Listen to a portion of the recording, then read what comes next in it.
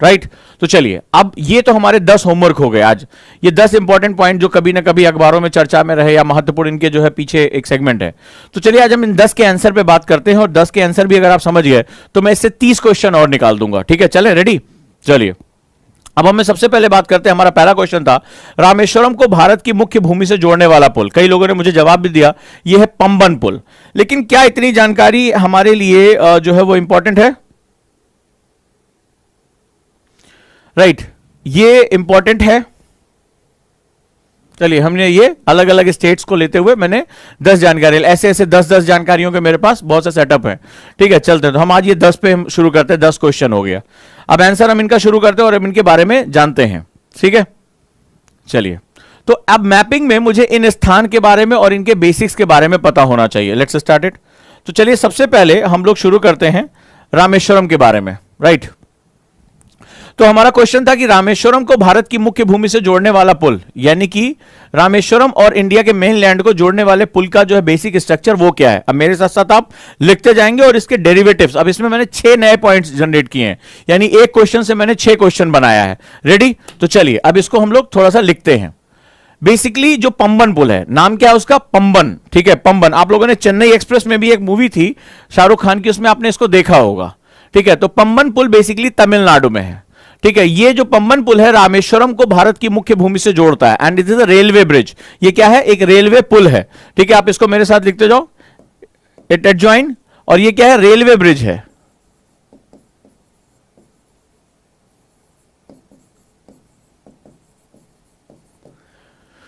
तो ये रामेश्वरम को तमिलनाडु की मुख्य भूमि से जोड़ने का काम करता है। एक पतला सा जो है वो रास्ता जाता है। डन? आ जाइए नेक्स्ट। बेसिकली ये 2.057 किलोमीटर का एक लंबा पुल है जो भारतीय रेलवे के रिकॉर्ड में पुल संख्या 346 के नाम से दर्ज है। इसका हिस्टोरिकल जो है इसको खास सेगमेंट में रखा गया है कि पुल संख्या 346 के नाम से इसको जाना जाता है। 346 खंबा जो है उसका इसके रूप में जाना जाता है, और यह भारत में दूसरा सबसे लंबा समुद्री पुल है। Second largest, this is the second largest, ठीक है, लेंथिएस्ट ये ब्रिज है। अब क्वेश्चन है कि पहला कौन सा है? कोई मुझे बताएगा? कोई मुझे बताएगा कि दूसरा रेलवे यानी समुद्र के अंदर जो उसका स्पैन है रेलवे का, उसका पहला कौन सा है? प्लीज इसके साथ कौन मुझे बताएगा?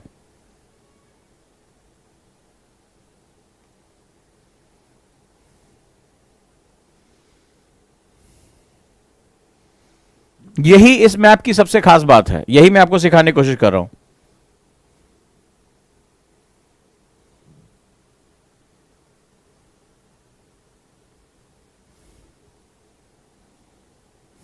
चलो देखते हैं। शाबाश, सनी का जवाब बिल्कुल सही है। सबसे लंबा पुल जो है वो बांद्रा वोरली सी लिंक है। ठीक है, इसको बोला जाता है बांद्रा मुंबई महाराष्ट्र, ठीक है, वोरली सी लिंक सबसे भारत का सबसे लंबा, यही इंफॉर्मेशन हमारे लिए है। तो ये फर्स्ट है, 2009 में ये शुरू हुआ, ये फर्स्ट है। इसको बांद्रा वोरली दो जगहों को जोड़ता है, सी लिंक है, यानी समुद्र से होकर ये गुजरता है। ठीक है, पंबन पुल का निर्माण 1914 में अंग्रेजों ने इसका निर्माण कराया था, 1914 में कराया था। और सबसे खास बात यह है कि जब जहाज पार करते जाते हैं तो पुल, जैसे आपने देखा होगा हावड़ा ब्रिज, ये पुल बीच से उड़ जाता है। ये इसकी सबसे खास बात है कि ये उस समय 1914 में ये डिटैचेबल, और आपने देखा होगा यही मॉडल हावड़ा में भी इस्तेमाल किया गया, वेस्टर्न बंगाल कोलकाता में। तो अंग्रेजों का जो ये मॉडल था कि इस तरह के पुल बनाए जाएं और या जब जहाज गुजर रहे हो तो इनको उठा दिया जाए। तो इस तरह के मॉडल को अगर आपसे कोई पूछे क्वेश्चन कि हावड़ा के साथ साथ इस मॉडल को कहां और अप्लाई किया गया था, तो कहां अप्लाई किया गया था? इसको अप्लाई किया गया था पंबन पुल के साथ रामेश्वरम को जोड़ने के लिए। Right, that is the second information. लिख लिया?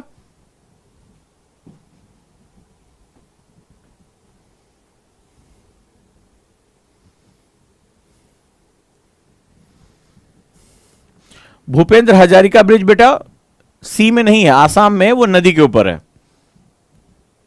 ये सी के, मैं समुद्र की बात कर रहा हूं। नेक्स्ट वन, आखिर ये डिजाइन किसने किया था? चूंकि जर्मनी की इंजीनियरिंग बहुत हैवी इंजीनियरिंग में जर्मनी हमेशा से बहुत आगे था, तो इसकी जो इंजीनियरिंग की थी वो जर्मन इंजीनियर सर्जर ने की थी। इसका जो आर्किटेक्चर, इसका इंजीनियर था कि जहां से जो है वो पुल उठ जाता है और जहाज पार हो सकते हैं, सर्जर नाम का जो इंजीनियर था, जर्मन इंजीनियर, उसने इसकी डिजाइन को बनाया था। Right, next one. शुरुआत में ये नैरो गेज था, यानी पतली जो है नैरो गेज की लाइन चला करती थी। अब इसको ब्रॉड गेज में कन्वर्ट कर दिया गया 2007 में, इसको जो रीस्ट्रक्चर करके ब्रॉड गेज में कन्वर्ट किया गया। अब आप मुझे बताएं कि रेलवे के 3 गेज होते हैं, ठीक है। एक नैरो गेज होता है, नैरो गेज, ये आपका काम है बताना मुझे। दूसरा होता है ब्रॉड गेज, और तीसरा स्टैंडर्ड गेज। चलिए अब आप मुझे बताइए, या इसको हम लोग मीटर गेज भी कहते हैं, मुझे अब आप बताएंगे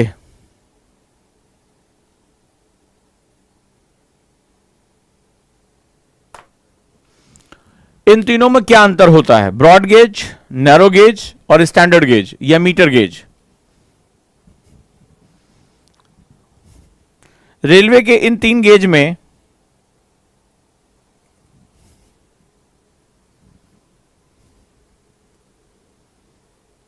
क्या डिफरेंस होता है?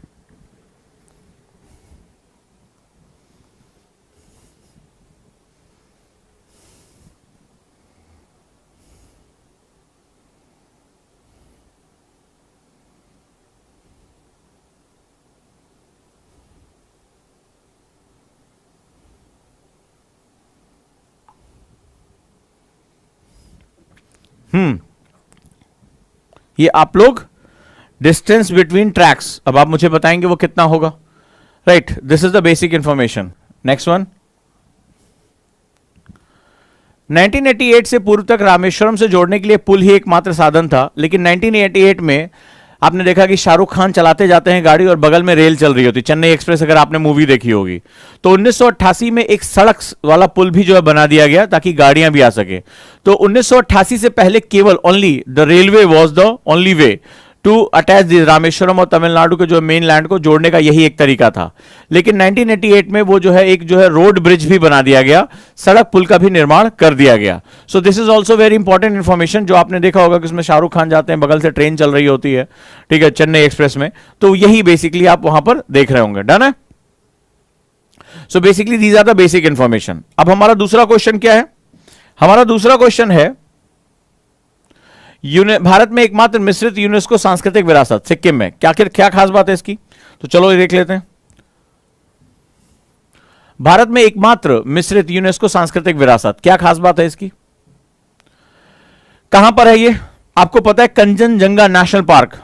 कंचनजंगा भारत की सबसे ऊंची चोटी है मेनलैंड में, और वहां पर नेशनल पार्क भी है सिक्किम में। और कंचनजंगा नेशनल पार्क सिक्किम में जो है वो भारत का एकमात्र मिश्रित यूनेस्को सांस्कृतिक विरासत यहां पाई जाती है। ठीक है, एकमात्र सांस्कृतिक विरासत, ओनली मिक्स्ड कल्चरल हेरिटेज यहां पर पाया जाता है। गुड।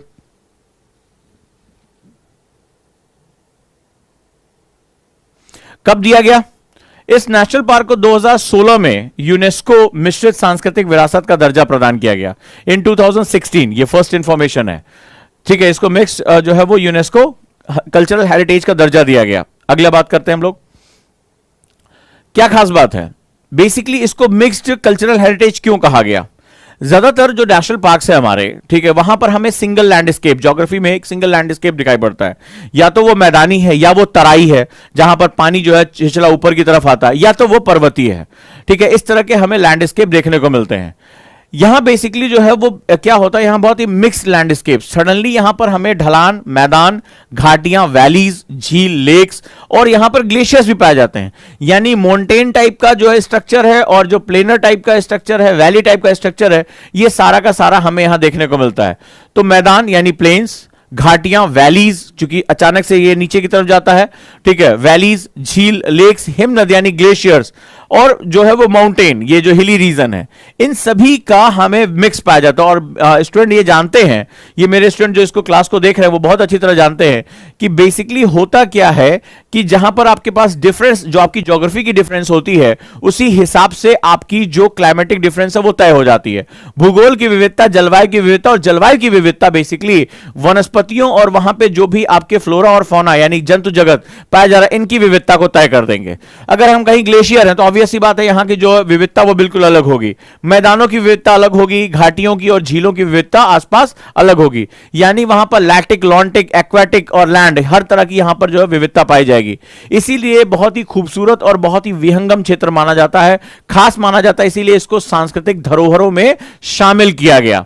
क्योंकि यहां पर क्या होगा, यहां मनुष्य भी जो रहेंगे वो विविध विविध सांस्कृतिक परिदृश्यों को फॉलो करेंगे। बड़े ध्यान से इसको जो है समझने की कोशिश करना। So this is the place where plains, valleys, lakes, glaciers and mountains, hilly region सभी यहां पर जो है सम्मिलित हैं। नेक्स्ट वन, भारत की सबसे ऊंची और विश्व की तीसरी सबसे ऊंची चोटी कंचनजंगा भी यहीं पर शामिल है, याद रखिएगा। ठीक है, कंचनजंगा। अच्छा, कंचनजंगा को इतना इंपॉर्टेंस क्यों दिया जाता है? Why this is known as cultural heritage, mix cultural. Mix का मतलब हुआ कि यहां पर जो है वो एक ऐसा हेरिटेज है जो नेचुरल है, और सांस्कृतिक जब भी आ जाएगा उसमें एंथ्रो यानी मनुष्य है। सांस्कृतिक संस्कृतियों को कौन आगे लेकर चलता है? तो वो संस्कृतियों को मनुष्य आगे लेकर चलता है। तो संस्कृतियों में उसके रीति रिवाज, उसके धार्मिक, उसके जो है वो आवासीय, सब कुछ उसके अंतर्गत आ जाता है, कस्टम्स उसके आ जाते हैं। तो कंचनजंगा का बहुत धार्मिक महत्व है। जो बौद्ध, बेयुल और लेपचा, ठीक है, बेयुल और लेपचा दोनों इसे बहुत पवित्र मानते हैं। जो बौद्ध धर्म को मानने वाले बेयुल लोग हैं और जो लेपचा लोग हैं, जिसको मायल ल्यांग भी कहा जाता है, उसके जो प्रणेता हैं, दोनों इसे बहुत ही पवित्र स्थान मानते हैं। दोनों के लिए प्रमुख प्रसिद्ध जो है वो ये जो है वो सेक्रेड प्लेस है। राइट, लिख लो इसको, सेक्रेड प्लेस है।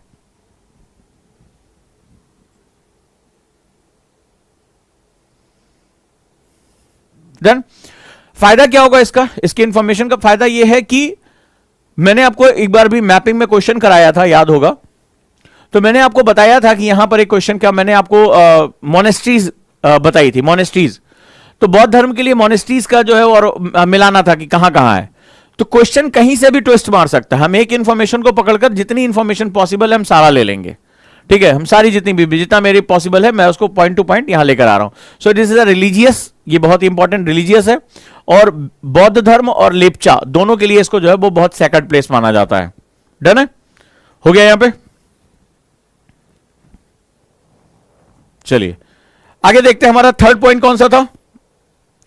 हमारा थर्ड पॉइंट था जैन धर्म के लोगों में सर्वाधिक पवित्र पर्वतों में से एक है। मोस्ट जो होली प्लेसेस है, जो सेक्रेड माउंटेन है, उसमें जैनिज्म जो मानते हैं।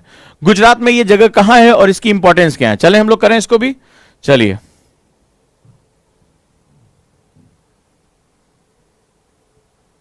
उस जगह का नाम है जो जैन धर्म के लोगों के लिए जो सबसे सेक्रेड माउंटेन है, उसका नाम है शत्रुंजय पर्वत। कुछ बच्चों ने मुझे जवाब भी दिया था, शत्रुंजय पर्वत गुजरात। राइट, शत्रुंजय पर्वत गुजरात। लिखते जाओ इसको मेरे साथ, शत्रुंजय पर्वत गुजरात। कहां पर है? गुजरात में एक जगह है Palitana, the place is known as Palitana.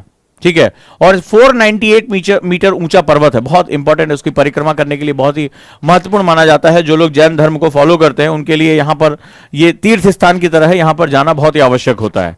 ठीक है, तो वहां पे पालिताना नाम के स्थान पर यह पर्वत स्थित है, जिसकी ऊंचाई 498 मीटर है। चलिए नेक्स्ट इंफॉर्मेशन क्या लेते हैं। जैन धर्म के जो मानने वाले हैं, उनके जो लोग, उनके लिए काफी सेक्रेड प्लेस है। ठीक है, और ये सबसे महत्वपूर्ण जो है जगहों में से एक मानी जाती है। ठीक है, यहां कई जैन मंदिर, जिसमें मुख्य मंदिर प्रथम तीर्थकर, किसका मंदिर है यहां पे? ये आर्ट एंड कल्चर के लिए बड़ा इंपॉर्टेंट है। कर हम ज्योग्राफी रहे हैं, आर्ट एंड कल्चर का क्वेश्चन मैं यहां से कर लूंगा। ठीक है, मैंने भी सिखाया भी कि हम मैपिंग से किसी भी डायरेक्शन में एंटर कर सकते हैं। तो यहां पर किसका मंदिर है, ये भी बड़ा इंपॉर्टेंट होता है जैन धर्म के लिए। आपको तीर्थंकर यानी उनके जो प्रणेता हैं उनके बारे में, तो प्रथम तीर्थंकर श्री आदिनाथ जी यानी ऋषभ देव, इनका नाम जो है इतिहास की किताबों में आप देखते हैं, और यह बहुत महत्वपूर्ण है।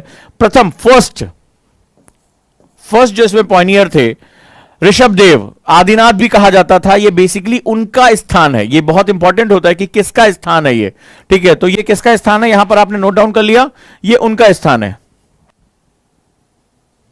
राइट। लिखते जाओ इसको, बहुत इंपॉर्टेंट है ये, आर्ट एंड कल्चर के लिए बहुत इंपॉर्टेंट है। अब हिस्ट्री का क्वेश्चन भी मैं करा दे रहा हूं, इसीलिए मैं इसके डिटेल सॉल्यूशन पे आया। सिर्फ ये नहीं बताना था कि बेटा यहां है और कर लो, इससे मेरा काम नहीं चलेगा।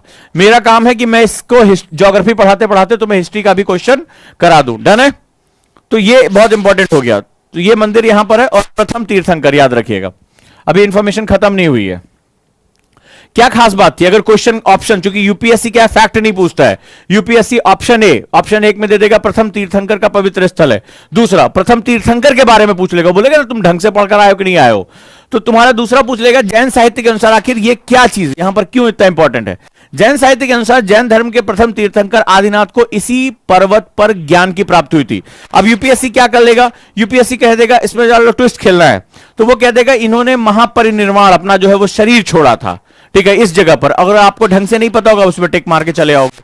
लेकिन हुआ क्या था बेसिकली, जैसे बुद्ध को बोध गया में ज्ञान प्राप्त हुआ था, वैसे यहां पर जो है जो इंफॉर्मेशन है, जो आदिनाथ जी थे, ऋषभ देव जी ने कहा जाता है, इस पर ज्ञान की प्राप्ति हुई थी, उनको एनलाइटमेंट हुआ था। They got enlightenment, they achieve enlightenment, right. यहीं पर जो इस पर्वत पर जब साधना कर रहे थे, वो ध्यान लगा रहे थे, तो वहीं पर उनको जो एनलाइटमेंट यानी ज्ञान की प्राप्ति हुई थी।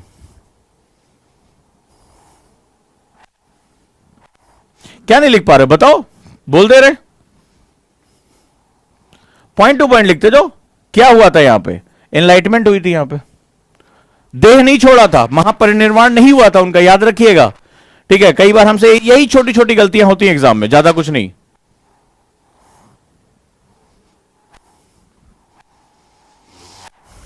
कई बच्चों को तो यही नहीं पता कि जैन धर्म का प्रथम तीर्थंकर कौन है, कितने कुल तीर्थंकर हुए। क्वेश्चन चाहो तो लिख लो, हम कितने तीर्थंकर हुए वहां पे, ठीक है। सबसे जो अभी जो है कितने टोटल हैं उनके बारे में आप बताइए, उनकी शिक्षाओं के बारे में आपको पता है। हिस्ट्री के टीचर भी आपको हमेशा कहते हैं कि बौद्ध धर्म और जैन धर्म ये यूपीएससी में क्वेश्चन के लिए सबसे फेवरेट है।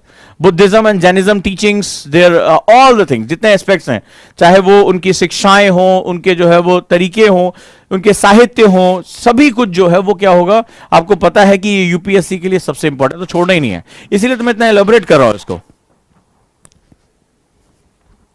तो जो लोग प्री दे रहे हैं बड़े ध्यान से,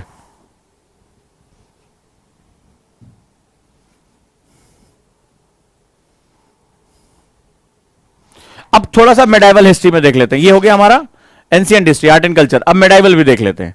तो शत्रुंजय पर्वत के नीचे पालिताना नामक शहर है, जो शाहजी नामक गुहेल राजपूतों की राजधानी थी, ठीक है। तो वहां पर आगे चलकर हम देखते हैं, तो वहां पर मेडाइवल टाइम में शाहजी नाम का, ठीक है, शाहजी नाम के जो गुहेल राजपूत थे, ठीक है, उनकी राजधानी भी रही है, ठीक है। कौन से लोग, शाहजी नाम है उनका, और गुहेल राजपूत है, दैट इज गुहेल राजपूतान जो डायनेस्टी थी, उनकी ये क्या थी, कैपिटल थी, कौन सी, Palitana was capital city of Guhil Rajput dynasties, Shahaji.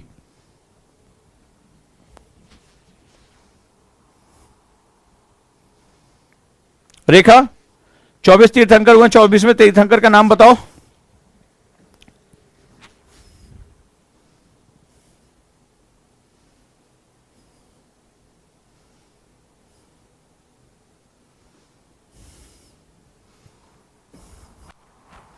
अब देखो, जैसे एक स्टूडेंट ने पूछा है कि सर ये दो रिलीजन ही क्यों इंपॉर्टेंट है, ठीक है। अब इन्होंने रिलीजन के चश्मे को देख लिया, मैंने इसका जवाब दे रखा है कि बौद्ध और जैन, मैंने आपसे किसी ने पहले भी पूछा था तो मैंने इसका जवाब दिया था। ये इंपॉर्टेंट क्यों है, कौन जवाब देगा, मेरा कौन सा स्टूडेंट इसका जवाब देगा। प्रीति प्रधान ने कहा कैपिटल थी, अब नहीं है क्या। अरे भैया, राजवंश अब है क्या, अब तुम्हारे देश में संघ, थोड़ा सा ना पढ़ाई कर लो, तुम्हारे देश में जो है राष्ट्रपति और जो है प्रधानमंत्री इस तरह का साधन चल, तुम्हारे यहां राजवंश है क्या अभी, अजीब सी बात कर रहे हो। गुड, शाबाश, बहुत, देखो बढ़िया, सबके जवाब आ गए। जो है 26वें महावीर स्वामी लॉर्ड महावीर जो है वो 24वें तीर्थंकर, शाबाश। कृशाली ने जवाब दे दिया। अब जैसे इस बच्चे ने पूछा, इसका जवाब दे दो, इसका जवाब क्या होगा, यस, हिंदुस्तान की जो संस्कृति है, जो भारत की संस्कृति है, उसमें हमारा कोर तत्व शुरू से रहा है अहिंसा। अहिंसा परमो धर्मा, ठीक है। चाहे वो गांधीयन टीचिंग पढ़ो, बुद्ध को पढ़ो, हमारा मूल तत्व अहिंसा रहा है, नॉन वायलेंस। इसीलिए यहां पर जो है वो ये दोनों धर्मों का जो बेस है नॉन वायलेंस पे है, तो इसीलिए बहुत ज्यादा इनकी टीचिंग्स को हमें बताया जाता है। डन हो गया हमारा। आ जाओ, अगला हमारा क्या है? चौथा, वो स्थान जहां यूरेनियम पाया जाता है। आपने इसका जवाब मुझे दिया था, the place where uranium found, right. चलें देख लेते हैं इसको भी।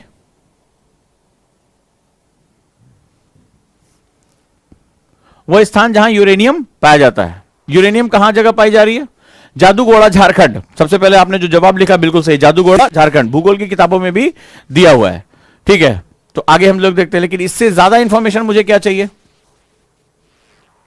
ये जादूगोड़ा कहां है? सिंहभूम, झारखंड में सिंहभूम नाम की जगह है। कई लोगों ने जो है वो यहां बताया था। और ये भारत का पहला यूरेनियम खान है, ठीक है। This is the first uranium mine, first uranium mine in India, ठीक है। आगे चलकर इस पे खुदाई को क्या कर दिया गया? बंद कर दिया था कई कारणों की वजह से। डन, सिंहभूम हो गया।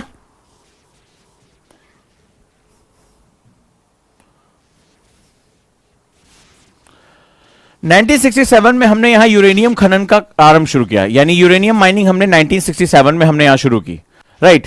और यहां विश्व में सबसे अच्छे किस्म का यूरेनियम, आगे चलकर आप देखोगे बहुत ही वेस्टर्न कॉन्स्पिरेसी भी यहां हुई, सबसे बेहतरीन किस्म का जो है यूरेनियम है। इसका नाम क्या है? उसका मैग्नीशियम डायूरेनेट, उसका नाम होता है मैग्नीशियम डायूरेनेट का जो पाया जाता है, जिसमें कि सबसे बेहतरीन रेडियो एक्टिविटी पाई जाती है, विच इज गुड, वो यहां पर पाया गया। आगे चलकर तुम देखोगे बहुत कॉन्स्पिरेसी होती है, और यहां इसको बहुत ही दोयम दर्जे का बताकर फिर आगे चलकर इसकी जो है वो इसको बंद भी कर दिया जाता है, बहुत डिस्प्यूटेड भी रहता है यहां पे। 1967 में यहां पर जो शुरुआत हुई, और विश्व का सबसे अच्छा यूरेनियम, राइट, जो यूरेनियम ओर है जो खुदाई में निकलता है, वो लिखो मैग्नीशियम डायूरेनेट, यहां पर पाया जाता है। क्लियर? ये इंफॉर्मेशन थी आपके पास?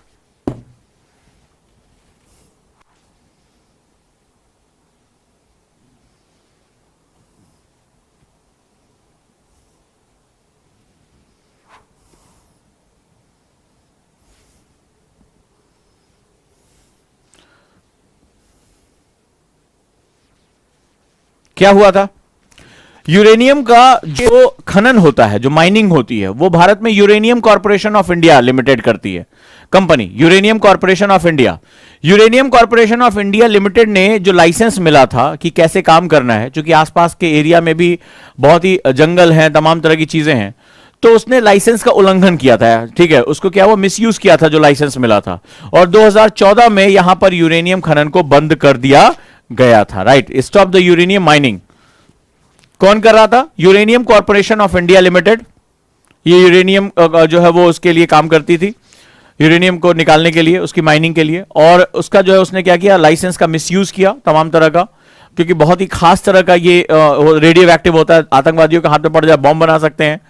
तो सितंबर 2014 में यहां यूरेनियम का खनन फाइनली बंद कर दिया गया। चर्चा में क्यों आया? आपने देखा कई लोग जो है वो यूरेनियम लेके, हमने भारत ने कहा नहीं, भारत ने यह नहीं किया है, ठीक है। Next one. लेकिन ये बड़ी कॉन्स्पिरेसी मुझे समझ में नहीं आई, राइट। बहुत समय तक ये नहीं समझ में आया कि 2014 में जिस समय ये बंद किया गया, उस समय देश के परमाणु ऊर्जा उत्पादन के लिए 25% हम पूरी दुनिया से मांगते घूम रहे हैं, न्यूक्लियर सप्लायर ग्रुप के मेंबर बन रहे हैं। इंडिया का 1/4 जो है, वो जो आपको रॉ यूरेनियम चाहिए प्रोसेस करने से पहले, वो ये अकेले उत्पादित किया करता था, ठीक है, अकेले उत्पादित कर दिया करता था।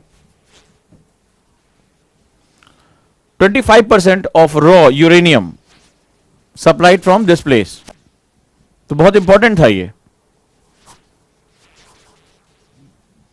डन, लिख लिया?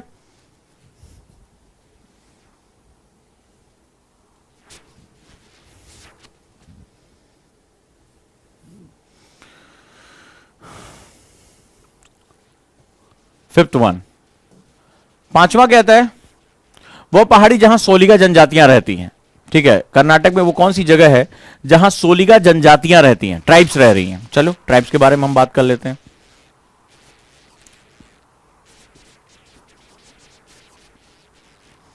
सोलिगा जनजातियां,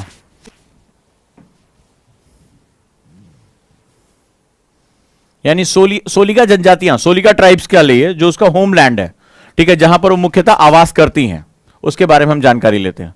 उसका नाम है BR hills. BR hills Karnataka में है, right, the place where Soliga tribes live. बहुत इंपॉर्टेंट है ये, यस, बिलिरंगा हिल्स, इसको बीआर हिल्स भी कहते हैं और इसको बिलिरंगा हिल्स भी कहते हैं। गुड, ये जानकारी आपको आसानी से मिल गई होगी।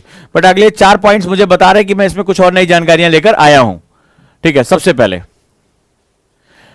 बिलिगिरी रंगा हिल्स, जिसे आमतौर पर बीआर हिल्स कहा जाता है, एक स्थानिक अर्ध खाना बदोशी सेलिगा जनजातियों का पर्यावास है, राइट, यानी कि जो है वो इसे कहते हैं लोकल, जो हमारी आधी अर्ध खाना बदोशी, मतलब ये जो है सेमी नोमैडिक है, दे आर सेमी नोमैडिक।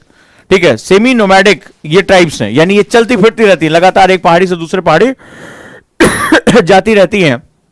और ये बेसिकली क्या है, ये एबॉरिजिन है, दे आर एबॉरिजिन, ये यहीं की जनजातियां हैं। So they are aborigine, they are semi nomadic, they are semi nomadic. जो हमारी ट्राइब्स हैं, जिसको हम लोग जो है सोलिगा जनजातियां कहते हैं, वो यहां पर पाई जाती हैं। नेक्स्ट वन,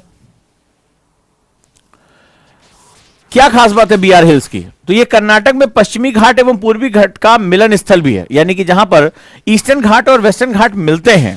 ठीक है, हम लोग उसको जनरली नीलगिरी हिल्स भी कहते हैं, उसी के इंटरनल पार्ट पे ये पाया जाता है। ठीक है, where the Western Ghats and Eastern Ghats meet to each other. ठीक है, ये एक दूसरे से मिलते भी हैं।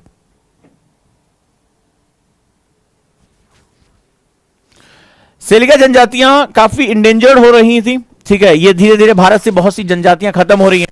अभी कुछ दिन पहले हमारे आप बता सकते हैं हमारे सभापति कौन है, उपराष्ट्रपति इस समय हमारे उपराष्ट्रपति कौन है? कोई बताएगा मुझे?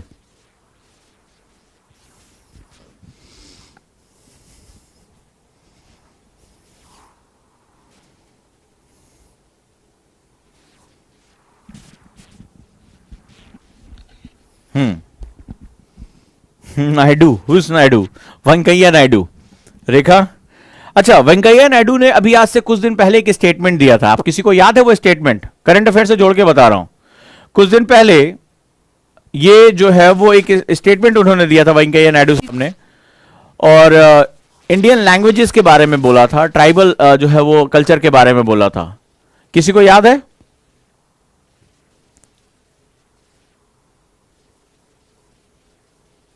एनीबडी? देखो, करंट के साथ मैं तुम्हें पढ़ाना सिखाऊंगा इसमें।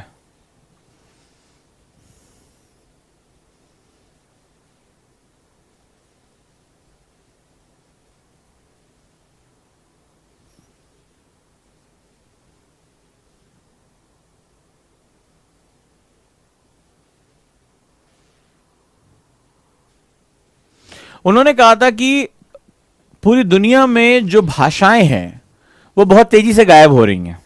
ठीक है, उन्होंने ये कहा कि कुछ घंटों के अंदर एक भाषा गायब हो जाती है इतनी तेजी से, और जो ट्राइबल कल्चर है वो एक खतरे में हमें दिखाई पड़ रहा है। अब ये उनका बड़ा अच्छा है। और याद रखिएगा, राष्ट्रपति, उपराष्ट्रपति, इन सबके जो स्टेटमेंट्स होते हैं, खासतौर पे जो सभा में वो देते हैं, अपर हाउस या लोअर हाउस में, बहुत इंपॉर्टेंट हो जाते हैं वो, राइट। चलिए,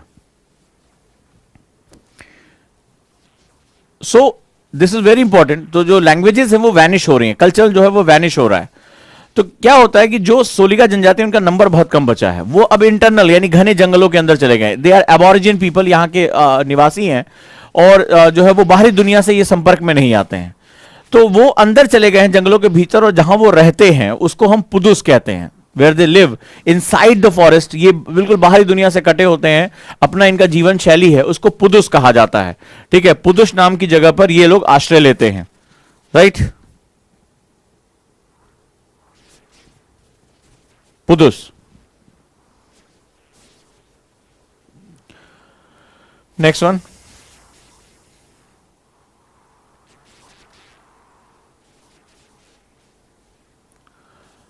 अच्छा, हमारे ट्राइब्स, चूंकि हमारे ज्यादातर जो फॉरेस्ट रूल्स हैं, लॉ हैं, वो अंग्रेजों के बनाए हुए हैं। उनका एक ही काम था कि वो जंगल में शोषण करना था, और भारत सरकार भी आजादी के बाद इस पे कोई बहुत अच्छा काम नहीं कर पाए, और जंगलों में जो जनजातियां उनके बारे में बहुत अच्छा उन्होंने स्टेप नहीं लिया। तो जंगलों के बारे में सोलिगा जनजातियों के पारंपरिक ज्ञान के आधार पर ही अध्ययन में ये बात सामने आई, एक स्टडी हुई। इनके जो जनजातियां होती, जो ट्राइबल पीपल हैं, वो जंगल के बारे में दुनिया से सबसे ज्यादा जानते हैं, उनके बिहेवियर को जानते हैं। तो उसमें यह आया था कि जो जंगल की आग होती है, फॉरेस्ट फायर होता है, that is a very beneficial, बहुत ही इंपॉर्टेंट है ये, क्योंकि ये सक्सेशन को बढ़ावा देता है, क्रमिक रूप से आगे बढ़ता है, और तमाम तरह के जो जंगलों में कई बार परजीवी आ जाते हैं, ठीक है, जो दूसरों के ऊपर जीवित रहते हैं, परजीवियों को जो है नष्ट कर देती है, ठीक है। तो जो भी किसी के ऊपर आश्रित होते हैं, जो पैरासाइट्स होते हैं, वो नष्ट हो जाते हैं। So forest fire is very important. अच्छा, ये लोग क्या होता है, ये झूम तरह की खेती भी करते हैं, कहीं स्लैश एंड बर्न, काटा, थोड़ा सा जलाया, आगे बढ़ गए। तो हम लोग जो हमारे यहाँ अंग्रेजी में बैठे हुए, जो दिल्ली विल्ली में बैठे हुए जो स्टडी करते थे, वो स्लैश एंड बर्न को बहुत खतरनाक मानते थे, ठीक है। लेकिन जब इनकी जो है, और इनको रोकने के लिए बहुत प्रयास हुए, बहुत तरह के, हम लोग जो अपने आप को सो कॉल सभ्य कहते हैं, जिनको जंगलों के बिहेवियर के बारे में नहीं पता, तो स्टडी हुई, एक कमेटी बनी, और उसमें यह निकल कर आया स्टडी में कि ये लोग जंगलों के बारे में बहुत कुछ जानते हैं, हमसे कहीं ज्यादा जानते हैं, हमारे साइंटिफिक नॉलेज से कहीं ज्यादा जानते हैं, और जो जंगलों में आग लगती है वो सक्सेशन को बढ़ावा देने में बहुत ही इंपॉर्टेंट होती है, क्रमिक रूप से जो है वो आगे इसको ले जाने में बहुत मदद होती है। सो ये रही सेल्गा जनजातियों के बारे में हमारी बेसिक जानकारी। डन है? उम्मीद है कि आपको ये थोड़ी सी कुछ इंपॉर्टेंट लगी होगी। आ जाते हैं आगे। अगला हमारा पॉइंट है वह स्थान जहां विश्व का प्रथम सफेद बाघ सफारी स्थापित किया गया, जो white tiger safari, Madhya Pradesh. क्या खास बात है, चलो इसके बारे में देख लेते हैं। इसमें ऐसी कौन सी नई चीज है जिसके बारे में हम पढ़ सकते हैं।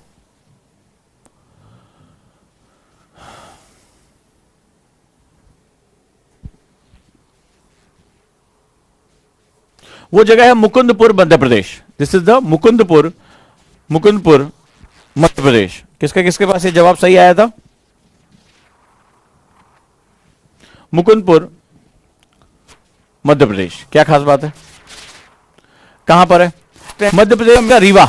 रीवा बहुत ही फेमस है अपने टाइगर सफारीज के लिए। तो मुकुंदपुर जंगल में विश्व का प्रथम व्हाइट टाइगर, सफेद टाइगर सफारी आम लोगों के लिए रखा गया कि आप सफेद जो है बाघ देख सकते हैं। मध्य प्रदेश जो है वो बहुत ही महत्वपूर्ण रहा है बाघों के लिए। बहुत लंबे समय में टाइगर स्टेट का दर्जा मिलता रहा, ठीक है। चलिए,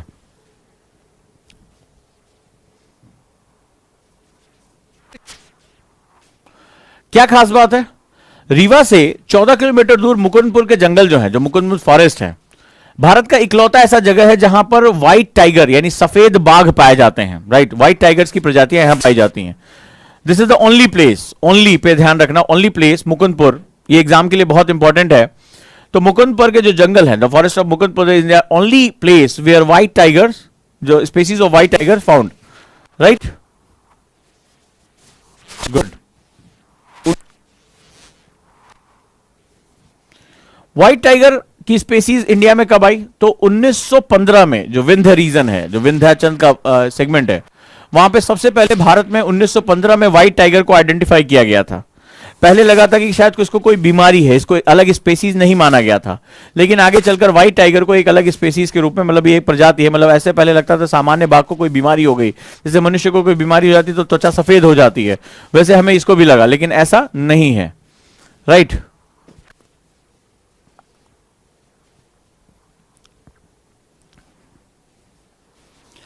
1951 में, 1951 में महाराज, वहां के राजा मार्तंड सिंह थे। मार्तंड सिंह ने पहला जो व्हाइट टाइगर था, वहां पे जो एक टाइगर था, मोहन उसका नाम था, ठीक है, मोहन को पूरी दुनिया के सामने, उसके जो है वो पूरी दुनिया को दिखाया कि भारत के पास व्हाइट टाइगर्स पाए जाते हैं। तो इसके पीछे जो सबसे बड़ा हाथ है वो महाराजा मार्तंड सिंह का हाथ है 1951 में। डन, क्लियर है? सो this is the basic information. तो उस टाइगर का, जो पहले व्हाइट टाइगर का नाम मोहन था। चलिए,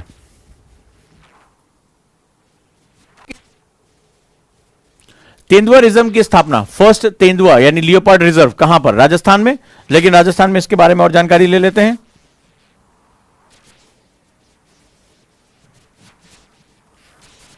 प्रथम तेंदुआ रिजर्व की स्थापना कहां है? वो है झालना रिजर्व फॉरेस्ट। कहां पर? Jhalana reserve forest, Rajasthan. Jhalana reserve forest, Rajasthan.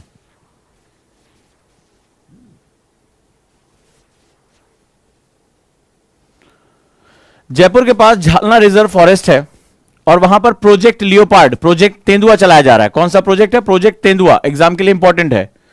तो वहां पर कहां पर चलाया जा रहा है? जयपुर में झालना रिजर्व फॉरेस्ट में प्रोजेक्ट तेंदुआ, प्रोजेक्ट लियोपार्ड चलाया जा रहा है। ठीक है, ये बेसिकली उसको तेंदुए को बचाने का अभियान है। ठीक है, और इसको जो है तेंदुआ रिजर्व विकसित किया जा रहा है। क्या इसका ध्येय वाक्य क्या है, क्या इसका पर्पस है, इसका जो एम्बिशन है वो क्या है? जानवर संघर्ष को कम करके तेंदुओं का संरक्षण करना है, यानी कि मैन एनिमल कॉन्फ्लिक्ट को रिड्यूस करना है, मैन एनिमल कॉन्फ्लिक्ट को रिड्यूस करके और तेंदुओं को, सबसे ज्यादा लियोपार्ड आज जो मारे जा रहे हैं, आप लोगों ने तमाम तरह के वीडियो देखे होंगे कि तेंदुए जो है मानव बस्तियों में चले जा रहे हैं या उनके घरों में, तो उनको पीट पीट के मार दिया जाता है और कई बहुत कम संख्या में वो जो है वो रेस्क्यू किए जा सकते हैं। तो मैन एनिमल कॉन्फ्लिक्ट को जो है वो रिड्यूस करना और उसके जो है वो तेंदुओं का संरक्षण करना, ये इसका बेसिकली जो है वो काम है। डन है, कर लिया।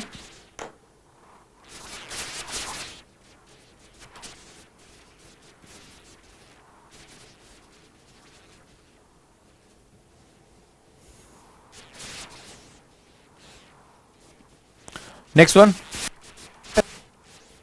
Paragliding hub of India Uttarakhand. ठीक है, जहां पर बहुत इंपॉर्टेंट है ये पैराग्लाइडिंग हब ऑफ इंडिया, इसके बारे में देख लेते हैं।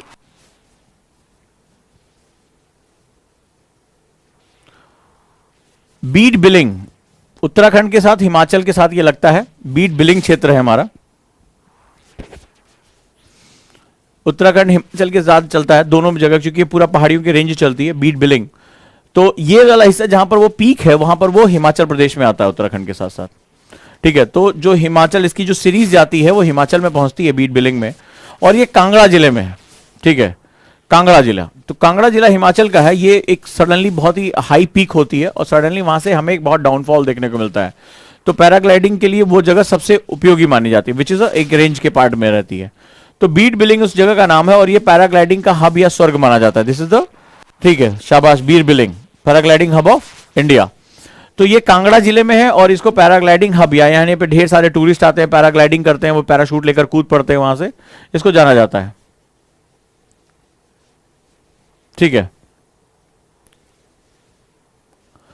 इंपॉर्टेंट क्यों है? क्योंकि यहां पर तिब्बतन शरणार्थी रहते हैं। ठीक है, जो तिब्बतन रिफ्यूजीज हैं उन्होंने यहां पर अपनी जो है वो जगह बनाई है, या यहां पर वो भारत में आश्रय लिए हुए हैं। राइट, ध्यान रहे कि 2015 में भारत का पहला वर्ल्ड पैराग्लाइडिंग जो कप था, इसकी भी आयोजन हुआ। वर्ल्ड्स फर्स्ट, विश्व का पहला, भारत में प्रथम विश्व पैराग्लाइडिंग कप, भारत में जो प्रथम विश्व पैराग्लाइडिंग कप जो है, फर्स्ट जो है वर्ल्ड पैराग्लाइडिंग कप जो है वो यहां पर 2015 में भारत में आयोजित किया गया। यहां पे इसकी भी जो है कंपटीशन हुआ। डन, लिख लिया।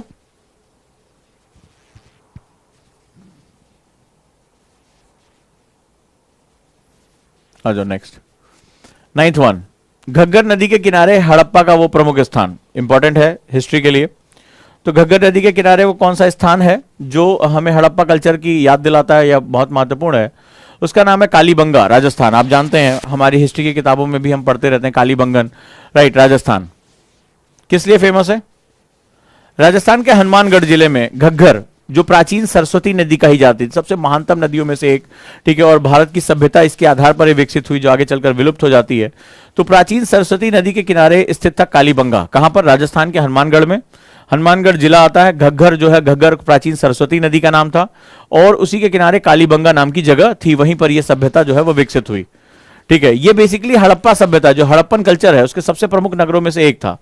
और सबसे बड़ी बात यहां पर प्री हड़प्पा, यानी हड़प्पा से पहले, प्राक हड़प्पा सभ्यता के भी हमें प्रमाण मिलते हैं, evidences of the pre Harappan culture. यानी जब वो डेवलप होनी शुरू हुई थी तभी ये सबसे प्राचीन नगरों में, सबसे प्रमुख नगरों में से एक माना गया है। ये क्लियर है? नेक्स्ट वन, क्या खास बात है? एक हिस्ट्री के लिए बहुत इंपॉर्टेंट है अगर इसके बारे में जानकारी लें तो। कालीबंगा के ऊपरी और निचले दोनों शहरों में किलेबंदी की गई थी, यानी यहां फोर्टिंग की गई थी। फोर्ट वहां पर डेवलप हुए कालीबंगा में, और यहां पर जुते हुए खेत यानी प्लॉ फील्ड्स के साक्ष्य मिले। ये हिस्ट्री के लिए बहुत इंपॉर्टेंट है। यहां से क्या हुआ? जुते हुए खेत के साक्ष्य मिले हैं। और कालीबंगा से ही ईंट के कब्र, यानी कि जो अब जहां पर दफनाया जाता है, वहां पर दफनाने, आपको पता होगा हड़प्पा कल्चर में दफनाने और जलाने दोनों की प्रथा उपलब्ध थी वहां पे। आप इस बात से अवेयर हैं कि नहीं अवेयर हैं? और वहां कालीबंगा से ही ईंट की कब्रें मिली, यानी पकी हुई ईंटें जो थी वो वहां पे जो है वो कब्रों में डाला गया है। डन, ये इसकी सबसे खास बात रही है। तो जुते हुए खेत के प्रमाण कहां मिले? कालीबंगा में मिले। ईंटों की कब्रें भी हमें कालीबंगा से मिली। ये फोर्टिफाइड किए गए थे, ये चारों तरफ जो है किलेबंदी इसकी की गई थी, that is also very important. कहां है, क्या खास बात है, ये हमने जान लिया। No, move to the next one. और हमारा जो अगला पॉइंट है वह स्थान जहां मेंबा, रामो, बोकर और लिबो जनजातियां रहती, द प्लेस वेयर मेंबा, रामो, बोकर एंड लिबो ट्राइब्स लिव्ड, राइट। कहां रहती हैं, चलो देख लेते हैं। उस जगह का नाम है अरुणाचल प्रदेश में मेचुका घाटी, मेचुका वैली, मेचुका वैली मिला था इसका जवाब। काली चूड़ियां, हाँ सही कह रहे हो, काली बंगन में, बंगन उसका नाम ही है, दैट इज अ बैंगल, काली बंगन उसका नाम ही है, काली चूड़ियां। गुड। मेचुका, मेचुका घाटी अरुणाचल प्रदेश, मेचुका वैली। बेसिकली अरुणाचल प्रदेश के सबसे खूबसूरत जगहों में से जो एक जगह है उसका नाम है मेचुका वैली। बहुत ही खूबसूरत है, बहुत ही विहंगम है, ठीक है। खास बात क्या है, जो इसका पश्चिमी सियांग जिला है यहां पे, वहां से जो चाइना की बाउंड्री है केवल 29 किलोमीटर दूरी है, यानी चाइना की जो मैकमोहन, कौन सी लाइन जाती है, मैकमोहन लाइन, वहां से केवल 29 किलोमीटर अवे है, यहां बहुत पास है, ये चीन की सीमा के बहुत पास लगता है। खास बात क्या है, इसका बहुत बड़ा धार्मिक महत्व भी है। 400 वर्ष पुराना बौद्ध मठ, जो बौद्ध मॉनेस्ट्री है, उसका नाम है सामतेन योंगाचा, सामतेन योंगाचा, वो यहां पर है, right. That is one of the ancient monasteries in India. तो ये जो है 400 वर्ष पुराना बौद्ध मठ सामतेम योंगाचा अरुणाचल प्रदेश में स्थित है। आदमी को या तो यहां मेंबा, रामो, बोकर और लिबो जनजातियां निवास करती हैं। क्या क्यों करंट में आया था, मैं आपको बता चुका हूं इसके बारे में। यहां से एक नदी बहती है जिसको सियोम रिवर भी कहते हैं, सियोम नदी, और यहां के लोग इसको यार्ग युप के चू के नाम से भी जानते हैं, यार्ग युप चू के नाम से भी जानते हैं इस नदी को। नॉर्थ ईस्ट, मैंने आपको बताया था नॉर्थ ईस्ट की हर चीज बहुत इंपॉर्टेंट है, ठीक है। तो याद रखिएगा, सियोम नदी कहां से गुजरती है, अरुणाचल प्रदेश की मेचुका घाटी से होकर गुजरती है। तो यहां से जो है सियोम रिवर यहां से बहती है, जिसको यार्ग्युप चू के नाम से भी जाना जाता है, वो यहां की प्रमुख नदी में से एक है। तो ज्योग्राफी के ये इंपॉर्टेंट पॉइंट्स रहे। तो जनजातियों के आधार पर हमने यहां के बारे में, that is very near to the McMahon line, ठीक है। सामतेंग योगाचा मॉनेस्ट्री यहां पर है, यहां जनजातियां निवास रहती है, और यहां पर एक इंपॉर्टेंट रिवर सियोम रिवर भी यहां पर बहती है।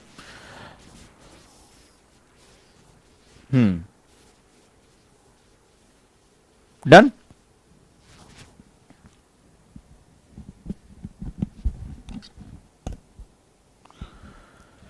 चलिए दोस्तों, तो ये बेसिक जो है वो जानकारी रही। अब अगली क्लास में मैं कुछ अगले 10 पॉइंट के साथ मिलूंगा। कैसी लगी क्लास मुझे जरूर बताएगा आप।